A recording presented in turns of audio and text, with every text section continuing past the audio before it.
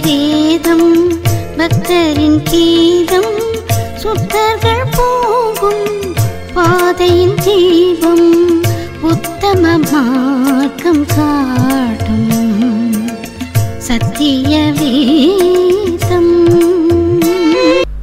யோபின் புத்தகம் 17வது அதிகாரம்.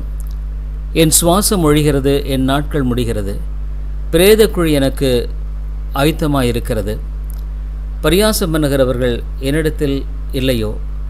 அவர்கள் செய்யும் அநியாயங்களை என் கண் பார்த்து கொண்டிருக்கிறது.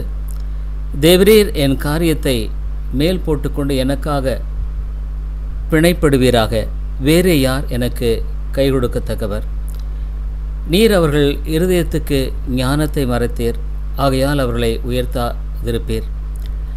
எவன் தன் சிநேகிதருக்கு கேடாக தன் துரோகம் பேசுகிறானோ அவன் பிள்ளைகளின் கண்களும் பூத்து போகும்.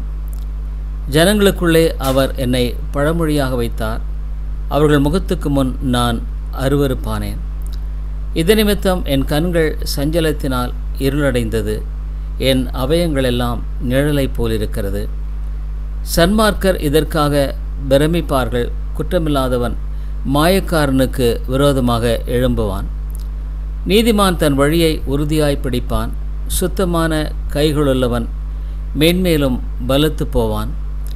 இப்போதும் நீங்கள் எல்லாரும் போய் வாருங்கள், உங்களில் ஞானமுள்ள ஒருவனையும் காணேன். என் நாட்கள் போயிற்று, என் இருதயத்தில் எனக்கு உண்டாயிருந்த சிந்தனைகள் அற்று போயிற்று.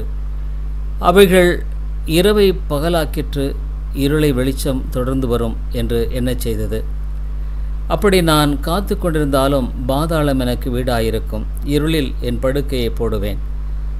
அழிவை பார்த்து நீ எனக்கு தகப்பன் என்கிறேன். புழுக்களை பார்த்து நீங்கள் எனக்கு தாயும் எனக்கு சகோதரியும் என்கிறேன்.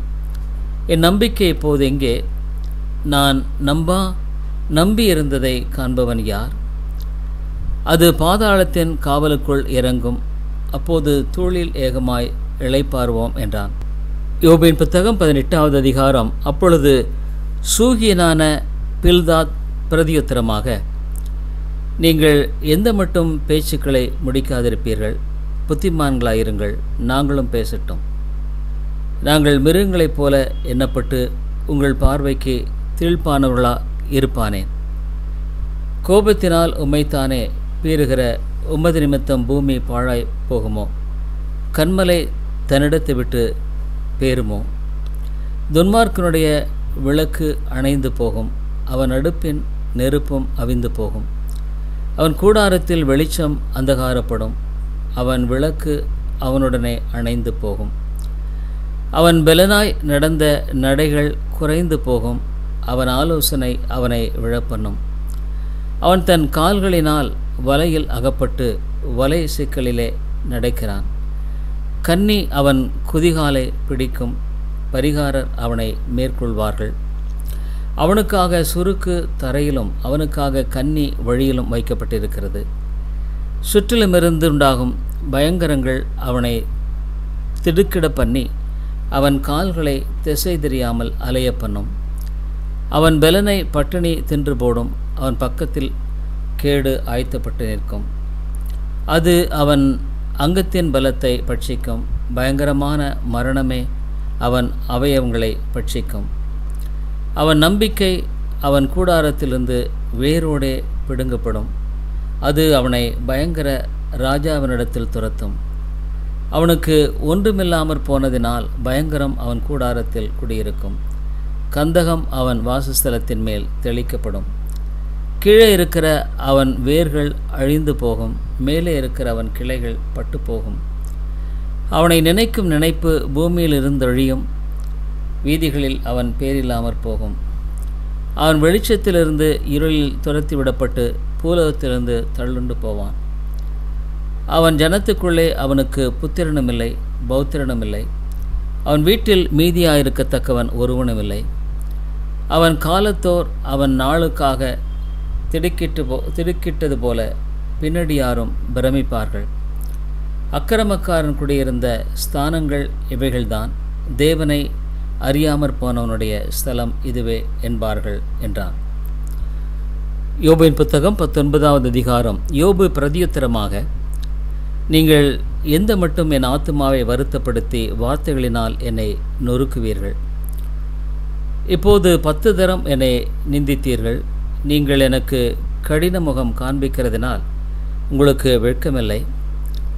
நான் தப்பி நடந்தது மெய்யானாலும் என் தப்பிதம் என்னோடே தான் இருக்கிறது. நீங்கள் எனக்கு விரோதமாக பெருமை பாராட்டி எனக்கு நிந்தையாக என்னை கழிந்து கொள்ள வேண்டும் என்று இருப்பீர்களாகில், தேவன் என்னை கவிழ்த்து தம்முடைய வலையை என்மேல் வீசினார் என்று அறியுங்கள். இதோ கொடுமை என்று கூப்பிடுகிறேன், கேட்பார் ஒருவரும் இல்லை. கூக்குரலிடுகிறேன், நியாய விசாரணை இல்லை. நான் கடந்து போகக்கூடாதபடிக்கு அவர் என் பாதையை வேலி அடைத்து என் வழிகளை இருளாக்கிவிட்டார். என்னிலிருந்த என் மகிமையை அவர் உரிந்து கொண்டு என் சிரசின் கிரீடத்தை எடுத்து போட்டார். அவர் என்னை 4 புறத்திலும் நாசமாக்கினார். நான் அற்றுப்போகிறேன். என் நம்பிக்கையை ஒரு செடியைப் போல பிடுங்கி போட்டார். அவர் தமது கோபத்தை என்மேல் எரிய பண்ணினார். என்னை தம்முடைய சத்துருக்களில் ஒருவனாக எண்ணிக்கொள்கிறார். அவருடைய தண்டு படைகள் ஏகமாய் வந்து எனக்கு விரோதமாய் தங்கள் வழியை உயர்த்தி என் கூடாரத்தை சுற்றி பாளைய இறங்கினார்கள். என் சகோதரரை என்னை விட்டு தூரப்படுத்தினார். எனக்கு அறிமுகமானவர்கள் எனக்கு அந்நியராய் போனார்கள். என் பந்து ஜனங்கள் விலகி போனார்கள்.